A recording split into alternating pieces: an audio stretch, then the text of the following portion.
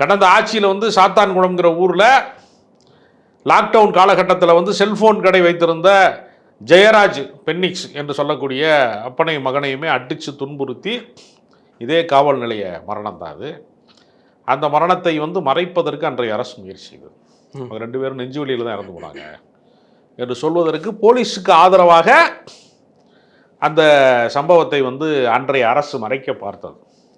இந்த அரசை பொறுத்தவரையில் அந்த அஜித்குமாரை காப்பாற்ற தவறிவிட்டோம் என்கிற குற்றச்சாட்டு உண்மையானது. உரிய நேரத்திலே போய் அவரை வந்து மீட்பதற்கு வாய்ப்பில்லாமல் போய்விட்டது. அவருடைய கொலை நடந்ததற்கு பின்பு அது மிகப்பெரிய அளவில் வந்து சோசியல் மீடியாவில் இருந்து எல்லா ஊடகங்களிலும் வெளிவந்ததற்கு பின்பு அரசாங்கம் துரிதமாக நடவடிக்கை எடுத்து அந்த 5 காவலர்கள் மீது கொலை வழக்கு பதிவு செஞ்சிட்டாங்க.